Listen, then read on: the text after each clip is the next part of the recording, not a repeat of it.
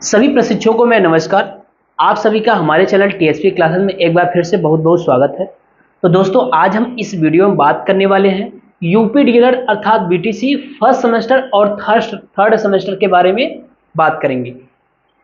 First semester और third semester का एक बहुत बड़ा इंपॉर्टेंट टॉपिक ये है कि बहुत सारे बच्चे कमेंट कर रहे हैं और परेशान हैं कि सर संस्कृत किस तरीके से पढ़ा जाए। और सब्जेक्ट तो हमारे हो जा रहे हैं लेकिन संस्कृत बहुत डिस्टर्ब कर रहा है। और वाकई में संस्कृत होता ही ऐसे ही है। क्यों? क्योंकि संस्कृत जो होता है, संस्कृत एक रटने वाला सब्जेक्ट हो जाता है कहीं ना कहीं। इसमें समझने वाली चीजें बहुत थोड़ी होती हैं, जिससे कि थोड़ी सी दिक्कत होती है। तो चलिए उसी के क्रम में हम बात कर लेते हैं कि हमको किस तरीके से इसको पढ़ना है। और आपको पता है कि हमारा जो संस्कृत और गणित होता है, ये दोनों टोटल पूर्णांक में 25 में 25 नंबर आप ला सकते हैं। यही एक दो सब्जेक्ट ऐसे हैं जो 25 में 25 मार्क्स ला सकते हैं। तो चलिए हम लोग बात करते हैं कि इसको किस तरीके से पढ़ें। तो सबसे पहले प्रश्न कितने प्रकार के बनते हैं? तो प्रश्न हमारे 3 प्रकार के बनते हैं। कौन कौन सा होता है? एक बहुविकल्पी प्रश्न हो जाता है, एक अति लघु उत्तरीय प्रश्न और एक लघु उत्तरीय प्रश्न। बहुविकल्पी प्रश्न जो होता है वो प्रत्येक प्रश्न 1 नंबर का होता है, और अति लघु उत्तरीय प्रश्न जो होता है वो प्रत्येक प्रश्न कितने नंबर का होता है? वो भी 1 ही नंबर का होता है। और रही बात हमारी लघु उत्तरीय प्रश्न की, तो लघु उत्तरीय प्रश्न जो होता है वो प्रत्येक प्रश्न 2 नंबर का होता है। देखिए, सबसे पहले एग्जाम देने आप जब भी बैठिएगा तो सबसे पहले इस चीज का ध्यान रहे कि आपकी कॉपी साफ और सुथरी लिखी होनी चाहिए और एक सीक्वेंस में लिखा होना चाहिए। ऐसा नहीं कि बहुविकल्पी का एक क्वेश्चन लिख लिए, फिर हम वहां डाल दिए, अब ये नहीं आ रहा है तो अति लघु उत्तरीय डाल दिए। ऐसी गलती मत करिएगा, इसका खराब इंप्रेशन पड़ता है एग्जामिनर के प्रति। इसलिए आप चीजों को सही ढंग से लिखिएगा, सीक्वेंस के क्रम में लिखिएगा, ठीक है। बाकी आप बहुत बेहतर कर लेंगे। थोड़ी सी हैंड राइटिंग का ध्यान दीजिएगा, जो कि बहुत इफेक्ट डालता है। तो आइए देखते हैं कैसे हमको संस्कृत में क्या चीजें पढ़नी है, जिससे कि अच्छी तरीके से हमारे बहुत अच्छे नंबर के साथ हम पास हो जाएं। क्या क्या पढ़ें, इसमें है क्या क्या पढ़ें। तो क्या क्या पढ़ने में, जब भी आप बुक उठाइए या सीरीज उठाइए या प्रीवियस ईयर का प्रश्न पत्र उठाइए, वहां आप अवश्य देखते हैं कि हर साल फलों व सब्जियों के नाम पूछता है। हर साल पूछता है फलों व सब्जियों के नाम। तो आप फलों व सब्जियों के नाम याद कर लीजिए। पशु एवं पक्षियों के नाम, पशु और पक्षियों के नाम को भी याद कर लीजिए। ये पूछा जाता है शरीर के अंगों के नाम व कुछ पदार्थों के नाम। ये ओवरऑल इतना मिला करके ना आपका 4 से 5 नंबर का पूछता है। आप उठा के देख लीजिएगा प्रीवियस ईयर का प्रश्न पत्र, गारंटी के साथ 4 से 5 नंबर का आता है, केवल इतना ही। और इसमें भाई इसको याद करने में क्या दिक्कत है? इतना तो आप याद ही कर सकते हैं। तो इसको, इन तीनों को याद रखिएगा, ध्यान रखिएगा। उसके बाद आता है 1 से लेकर के 20 तक की संस्कृत में गिनती। 1 से लेकर के 20 तक की संस्कृत में गिनती आप याद कर सकते हैं। और बहुत कुछ गिनतियां ऐसे हैं जो आपको याद हैं। कुछ ही चीज को, जो कुछ गिनतियां ऐसी होंगी जिसको आपको याद करना होगा, ठीक है। तो 1 से लेकर के 20 तक की संस्कृत में गिनती, ये 2 नंबर का पूछता है। कभी 1 नंबर का पूछ लेता है, कभी 2 नंबर का पूछ लेता है। 1 नंबर का तब पूछेगा जब 1 या 2 गिनती पूछेगा, और जब 4 से 5 गिनती पूछेगा तो आपकी कितने नंबर में आ जाएगा? वो 2 नंबर में आ जाएगा, ठीक है। चलिए दोस्तों, उसके बाद कहता है लिंग के प्रकार। लिंग के कितने प्रकार होते हैं, इसके बारे में पूछता है। फिर संस्कृत में लकार कितने होते हैं, यहां से पूछा जाता है। आप प्रीवियस ईयर का प्रश्न पत्र उठाइएगा, सीरीज उठाइएगा, वहां से देखिएगा, ये पूछा जा रहा है। उसके बाद आता है संस्कृत में पुरुष के प्रकार। संस्कृत में पुरुष कितने होते हैं, उत्तम पुरुष, मध्यम पुरुष, जो भी होते हैं, इसको ध्यान रखिएगा। शब्द रूप, धातु रूप, वेरी मोस्ट इंपॉर्टेंट है ये आपका, ये वेरी मोस्ट इंपॉर्टेंट होता है शब्द रूप, धातु रूप, ठीक है। ये हर साल पूछता है, ठीक है ना, इसलिए इस चीज को ध्यान रखिएगा।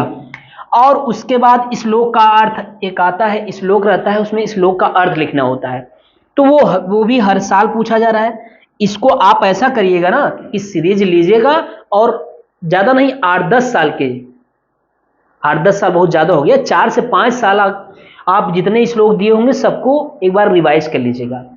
जब 1 बार 2 बार 3 बार जब आप उस चीज को रिवाइज कर लेंगे, दोहरा लेंगे ना, तो चीजें बिल्कुल क्लियर हो जाएंगे और वहीं से पूछा जाएगा। तो अब आपके पास समय नहीं है कि किताब से आप पढ़ें, अब आपके पास ये समय है कि आप सीरीज को उठाइए और सीरीज से पढ़ाई करना स्टार्ट करिए, क्योंकि जो थर्ड सेमेस्टर के बच्चे होंगे उनको एक अनुभव मिल गया है, उनके पास एक्सपीरियंस है। लेकिन आप जो भी फर्स्ट सेमेस्टर के बच्चे हैं उनको अभी थोड़ी सी अनुभव की प्रॉब्लम है कि किस तरीके से प्रश्न पूछा जाता है, किस तरीके से हमको लिखना है। लेकिन कोई बात नहीं है, एक्सपीरियंस इज द बेस्ट होता है। यानी एक्सपीरियंस आपके पास नहीं है मानते हैं, लेकिन कहीं ना कहीं आप पढ़ रहे होंगे, इसके पहले पढ़ाई कर रहे होंगे, तो पढ़े होंगे, तो बस केवल आपको यही करना है कि चीजों को रिवाइज करना है। उसके बाद आता है संस्कृत में अनुवाद। लास्ट में आपसे पूछा जाता है संस्कृत में अनुवाद।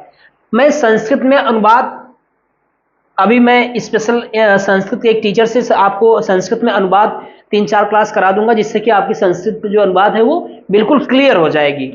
ठीक है, उसके लिए आप निश्चिंत रहिए। संस्कृत में अनुवाद हर साल आता है, लास्ट क्वेश्चन संस्कृत में अनुवाद ही रहता है, तो इस चीज को करा दिया जाएगा। ठीक, तो ये तो रहा फर्स्ट सेमेस्टर के बच्चों के लिए। ठीक है ना, ये फर्स्ट सेमेस्टर के बच्चों के लिए रहा। उसके बाद थर्ड सेमेस्टर के बच्चों के लिए ध्यान दीजिए। देखिए, इसमें भी है फलों व सब्जियों के नाम, इसमें भी पूछा जाता है। पशु एवं पक्षियों के नाम और शरीर के अंगों के नाम, इसमें भी पूछा जाता है। अब देखिए इसमें एक्स्ट्रा क्या हो रहा है, संधि, समास, उपसर्ग, प्रत्यय, श्लोक, ये सब पूछे जा रहे हैं। यानी संधि पूछी जा रही, संधि कितने प्रकार के होते हैं, कभी पूछ लेता है कि इस संधि का सूत्र बताइए। ठीक है, समास कौन है, समास कितने होते हैं, समास उसमें दिया जाएगा, शब्द दे दिया जाएगा, पूछेगा कौन सा समास है।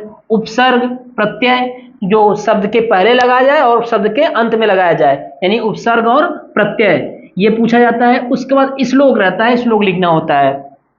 ठीक है, फिर इसमें आता है संस्कृत में गिनती 1 से लेकर के 50 तक। इसमें भी वही चीज, इस यहाँ पे देखिए फर्स्ट सेमेस्टर और थर्ड सेमेस्टर में अंतर क्या है कि यहाँ पे जो संस्कृत में गिनती होती है ना, वहां 1 से 50 तक पूछती है, लेकिन यहाँ पे 1 से 20 तक में ही होता है। तो जो थर्ड सेमेस्टर के बच्चों को ध्यान रखना होगा, उनको 1 से लेकर के कितना पढ़ना होगा, 1 से लेकर के 50 तक की गिनती को पढ़ना होगा, ध्यान रखना होगा, याद करना होगा। उसके बाद शब्द रूप इसमें भी है, थर्ड सेमेस्टर में भी है, यानी फर्स्ट सेमेस्टर में भी है और थर्ड सेमेस्टर में भी है। फिर लास्ट में आ जाता है आपका संस्कृत में कारक के प्रकार। संस्कृत में कारक कितने प्रकार के होते हैं उसके बारे में है ये। ठीक, संस्कृत में अनुवाद, ये क्या है, संस्कृत में अनुवाद। यहां भी संस्कृत में अनुवाद पूछता है और यहां भी संस्कृत में अनुवाद पूछता है। तो बहुत सारी चीजें आपके लिए कॉमन है, यानी फर्स्ट सेमेस्टर और थर्ड सेमेस्टर के बच्चों के लिए बहुत सारी चीजें कॉमन है। तो इसलिए ध्यान रखना होगा आपको कि संस्कृत में किस तरीके से पढ़ाई करनी होगी। बस इस स्ट्रेटजी के साथ अगर आप पढ़ेंगे तो 101% मैं गारंटी देता हूं कि 20+ आपका नंबर रहेगा, 22-23 नंबर रहेंगे आपके। और जो बच्चा और भी अच्छे तरीके से पढ़ लेगा, चीजों को याद रखेगा, उसको 25 में 25 नंबर रहेगा। क्योंकि हमने बताया कि गणित और आपका क्या, गणित और संस्कृत ऐसे सब्जेक्ट हैं जो पूर्णांक में पूर्णांक ला देते हैं, यानी 25 में 25 नंबर ला सकते हैं आप इनमें। ठीक है, बस थोड़ी सी ध्यान रखना होगा, चीजों को शालीनता के साथ पढ़ाई करनी होगी, अच्छे से देखना होगा। तो आज इस जो हम ये हमारी जो क्लास है, इस क्लास को हम संस्कृत के मूल मंत्र के नाम से रख रहे हैं। ये हमारा मूल मंत्र है आपके लिए कि आप संस्कृत को किस तरीके से पढ़िए। इसके बाद हम कोशिश करेंगे मैथ के बारे में। ठीक है, तो चलिए ठीक है, आज हमारा शायद आपके फेस टू फेस के लिए पहला क्लास रहा ये। तो सोचे कि आपको बता दें, क्योंकि बहुत सारे बच्चे परेशान थे, इसलिए आज ऐसा किया गया। तो ठीक है, फिर मिलते हैं हम लोग नेक्स्ट क्लास में। तब तक के लिए आप स्वस्थ रहिए, मस्त रहिए और जबरदस्त तरीके से पढ़ाई करिए। ओके, धन्यवाद।